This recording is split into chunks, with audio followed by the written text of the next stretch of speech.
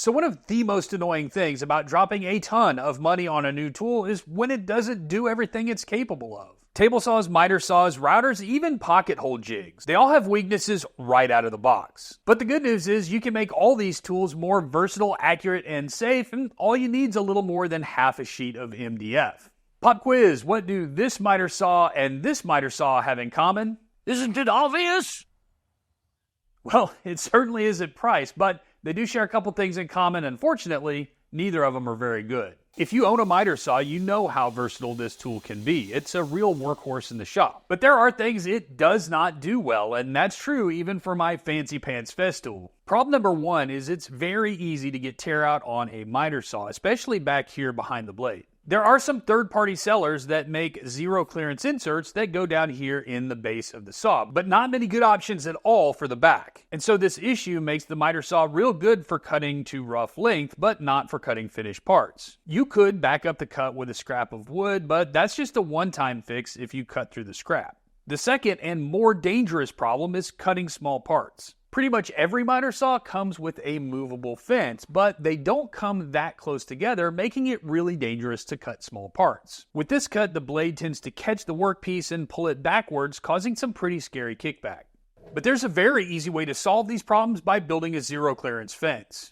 Think of this as a secondary fence that sits on top of the saw when you need the added capability. To start building this, I cut a piece of MDF slightly larger than the width of my saw's base that almost covers the base from front to back. And I cut another piece that's the same length for the fence. I did the best I could to center the base on the saw so that it overhangs both sides equally, and I used CA glue to add some strips which hug the sides of the saw. That way the base always registers in the same spot every time I use it and there's no wiggle. I use CA glue again to attach the back fence. Then I tacked the cleats in place with brad nails and screwed the back fence into place for added strength. When you're doing this, make sure to avoid placing screws anywhere near the center where the blade's eventually going to cut through. I put the fence in place, and with my depth stop engaged on the saw, I cut my kerf line. Setting the depth stop is key. You want to avoid cutting all the way through the base, only the back fence. Now I have a zero clearance kerf on the bottom and the back, so I can get nice crisp cuts on my finished parts, and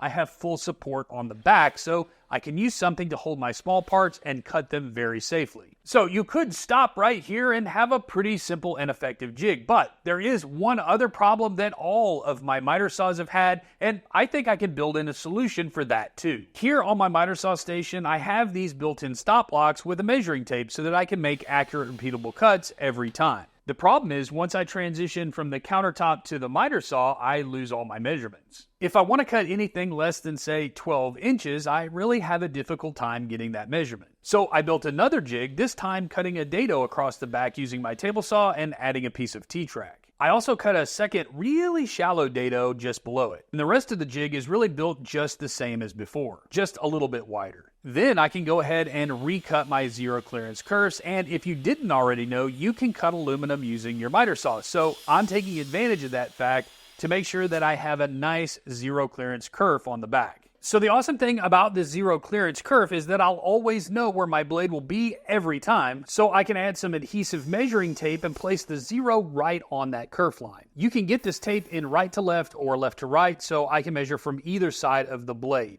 And now I can use a stop block and get a really accurate measurement when cutting small parts. I even added this little note on here to remind myself, make sure to set the depth stop every time I use it. All right, so with this one simple jig, I solved 3 problems that every miter saw has, but in the process, I did create a problem. Anytime that you block the area behind the saw blade, it's going to greatly reduce the dust collection because you've really restricted where that dust can go, and the dust chute on the saw is blocked by the fence. And this is just one of those times where I need to make a trade-off. I really want those additional capabilities on my miter saw, even if it means I get worse dust collection. Besides the fact this is not a jig I'd be leaving on my saw all the time, just when I need to cut small parts or get a really clean edge on a finished part. Whether you have a job site table saw or a full-size cabinet saw, this is an amazingly capable machine that most woodworkers end up making the heart of their shop. That feeling of ripping your first piece of solid wood is a core woodworking memory. But when it comes to cross-cutting, congratulations! Instead of making a memory, you get to make a decision you didn't want to make. Option number 1 is spending anywhere from $150 to $350 on an aftermarket miter gauge. And option number 2 is to use the most god-awful miter gauge that seems to come with every saw. I mean, how could this saw be so expensive and come with such a piece of junk as this?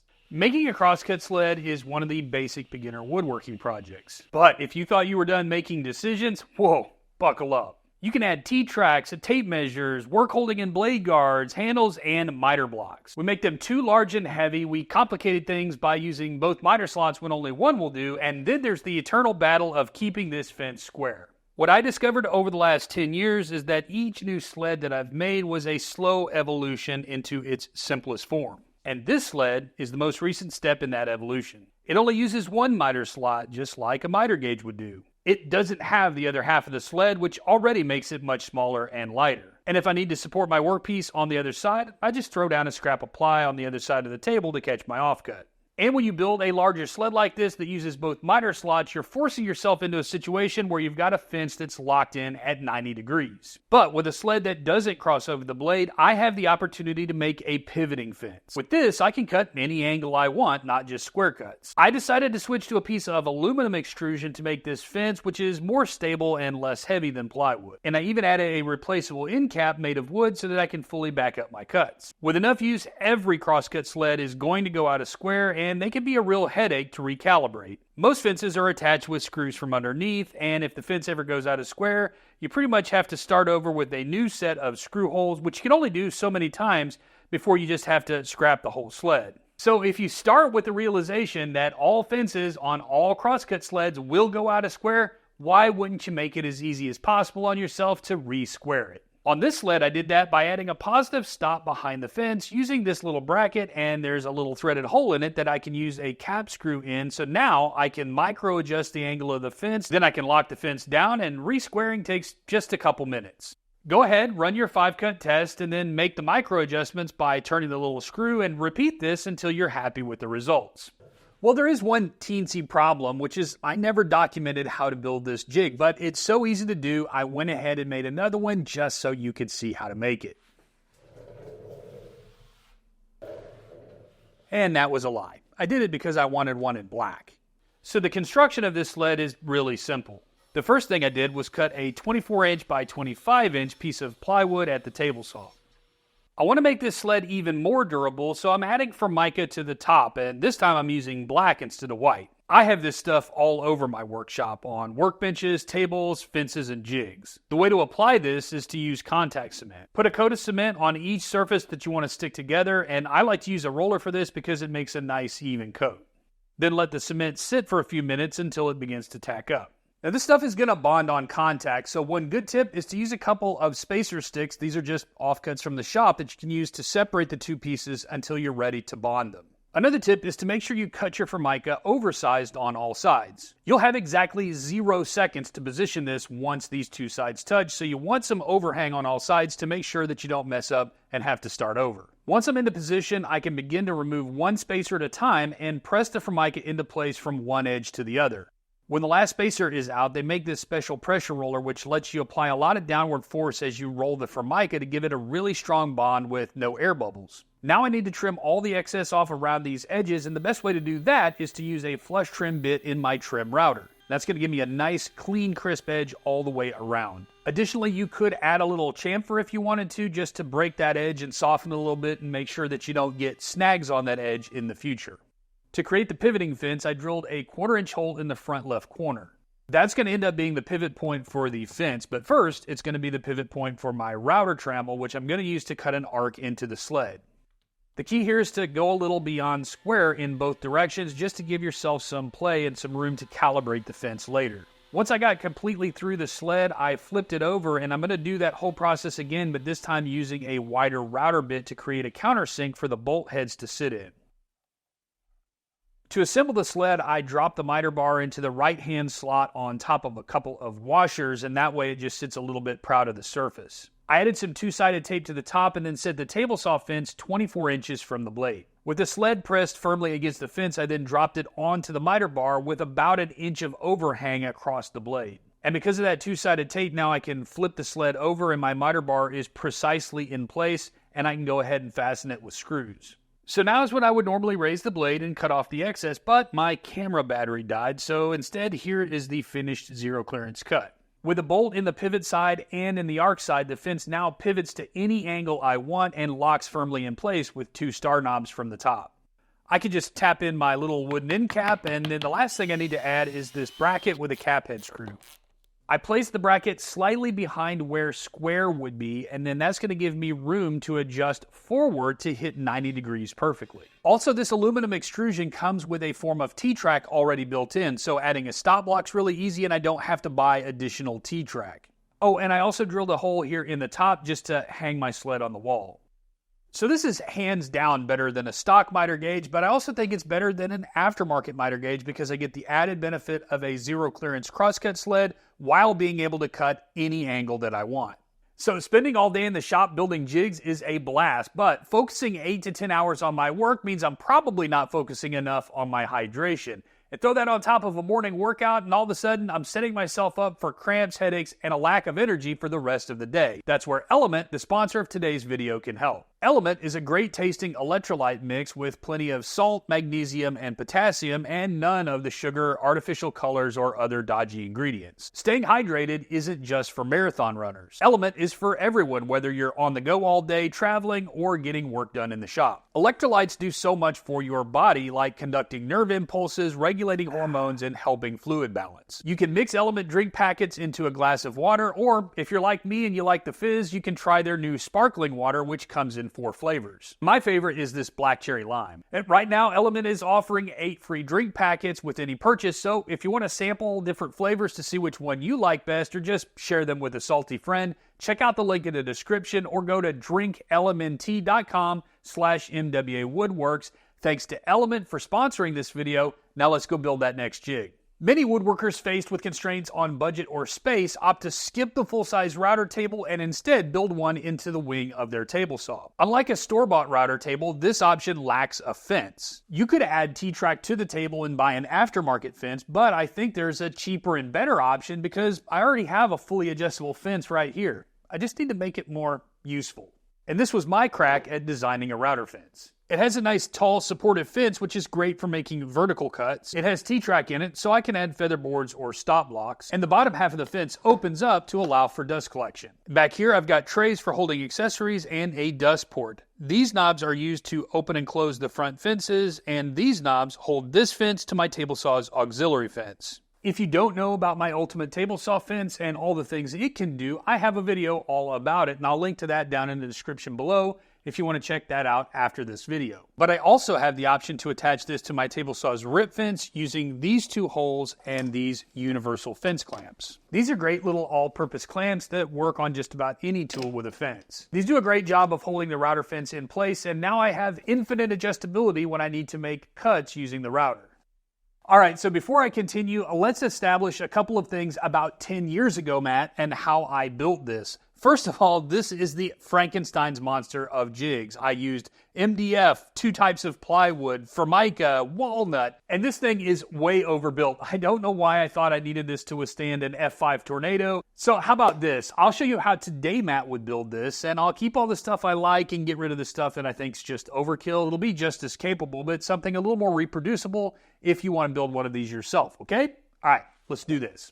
So to start, I need to just cut some strips out of this piece of MDF at the table saw. This is kind of strange for me because I really never build jigs this way. My rule has always been to cobble together jigs from small scraps laying around from past projects. Hence old Frank the Tank over there. These strips are various widths, but they're all 27 inches long. Now I need to take the bottom and the subfence and go and cut a notch in both, and that's going to allow for dust collection later. Use whatever tool you have available to make this cut. I like using the bandsaw to remove the bulk of the waste and then to clean up the bottom of the notch like this. So this opening is 4 inches, so each one of these sides needs to open a maximum of 2 inches. So what I'll do is create 2 slots spaced evenly apart to allow for that 2 inches of travel. To make the slots, I'm going to use my rip fence as a guide and make a plunge cut. I made starting and stopping marks on the top just to make sure that I stayed in that 2-inch range. If you go over, not a big deal, it just doesn't need to be any more than that. Now I can fasten this piece to the bottom with screws.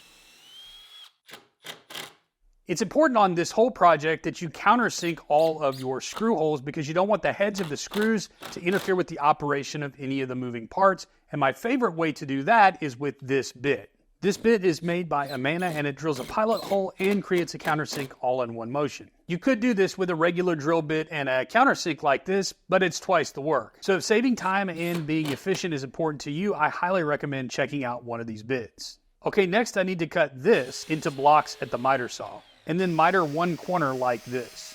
These are going to be the fence supports, and they get screwed into the bottom of the fence and also to the front. And again, I like to rely on a little dab of super glue and activator to temporarily hold my parts in place, which makes fastening small parts like this a lot easier.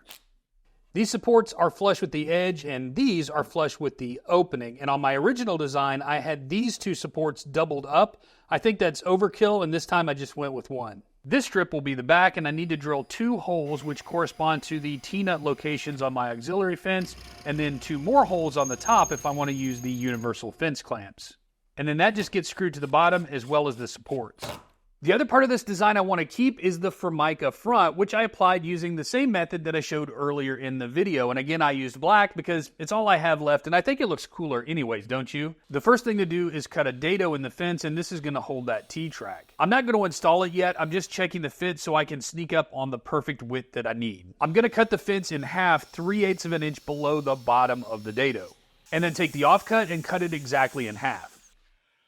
Each of the 2 sliding wings is going to get 2 countersunk holes. That way the bolts can go through into the slots that we cut in the sub fence, and the heads of the bolts can sit below the surface. Now I have all my parts cut. I'm going to add a small chamfer all the way around the face of each piece, and that's going to break all the sharp edges and make everything slide better and just give a place for the dust to go under the fence.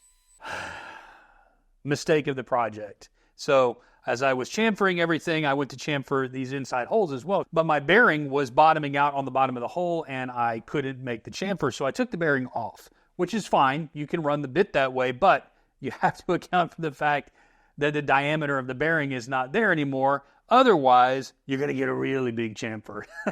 So that's what I got. It's okay. It's just a flesh wound. I'll just have to stare at it in shame every time I use the fence. Moving on. The top of the fence with the T-track is going to get screwed to the sub fence from the backside just using screws, and the sliding wings are attached with those T-bolts that I just mentioned. Then I can cut my T-track to match the width of the fence, screw it into place, and hey, I think we're done. Oh, actually we're not done yet. I forgot to talk about dust collection. Option number 1, if you already have an old dust port laying around like I have here, you can grab a small piece of 1/4 inch MDF or plywood, drill a 2-inch hole in the middle, and then attach that into place like this, and then you can add your flange onto that. Or if you're starting from scratch and you don't have anything, you can buy one of these dust ports. They sell them on Amazon. The only thing that you need to do is not put these 2 center supports in place. This is going to become your center support. You can screw it right into place there, and it's going to serve the same purpose, and it will work on this jig. Well, I think this turned out not too far off from the original. It's just more compact, less overbuilt, and less looking like Frank. Rest in peace, Frank. We had a good run. Whether you're new to woodworking or not, you probably have or at least heard of pocket hole jigs, and that's because they're one of the cheapest and most accessible forms of joinery, and that's especially true now with a bunch of brands offering them in their classic format, which is the one that I prefer. I bought this one from Enjoy Wood, and I did a tool video a while back which includes all the reasons why I prefer this jig, and I'll link to that down in the description if you want to check that out after this video. But even though this is my favorite one, that doesn't mean it's perfect. The first thing that I don't like is this tiny reference surface, and that's true of most of the jigs on the market. This is just fine if you're cutting a hole in the end of a 2x4 or a strip of plywood, but it's more of a challenge when you're cutting larger work pieces like this. So if you want to put your pocket hole down here, you've got all this unsupported area which is going to drop and either lever up out of the clamp or just tip the whole jig. Another issue is that some of these jigs come with a lot of accessories to keep track of. And there's no onboard storage anywhere on this jig, so if you lose something, you've either got to find something else to use or buy a whole new accessory. And once again, jigs come to the rescue, and to solve both these problems, I built this pocket hole workstation. It has a nice wide work area, which helps to support large work panels. And one feature that I really like about these jigs is the base is only a 1/2 inch thick, and that's the nice thing about these metal jigs, is they don't have to be as big and bulky as the plastic Craig jig.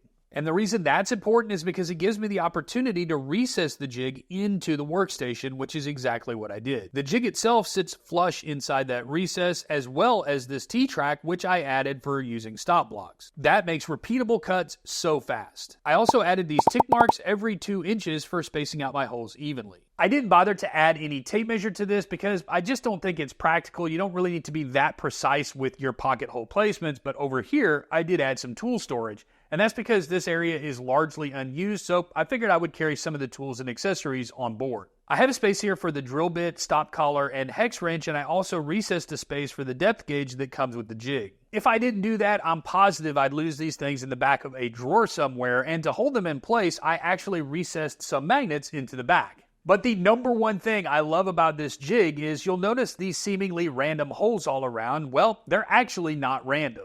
These are 20mm dog holes, and they're spaced out in exact 96mm increments to match the grid of holes on my assembly table as well as my MFT workstation. And these are used to fasten the jig securely so that it won't slide around during use. Each of these holes has a little chamfer that I added with this tool. You could use a router for this, but this tool is smaller and it just chucks into your drill, so it's super easy to use. And with that little chamfer there, I could use these special lock dogs that are going to go into the holes in the jig and through the holes in the work table, and then you can clamp them down from above using a hex wrench. And 2 of these is really all that you need to hold this jig in place, but I added holes everywhere, so no matter where I need to use this jig, I've got a place that I can fasten it down. I did add some finger grips up here so I could carry the jig around easily, and what I love about this design is it's pretty low profile, so storing it away is really easy and it doesn't take up much room. So then how did I make this? Well, I actually did it by using my CNC, which was by far the fastest and most accurate way to cut out all of these features, and all I had to do at the end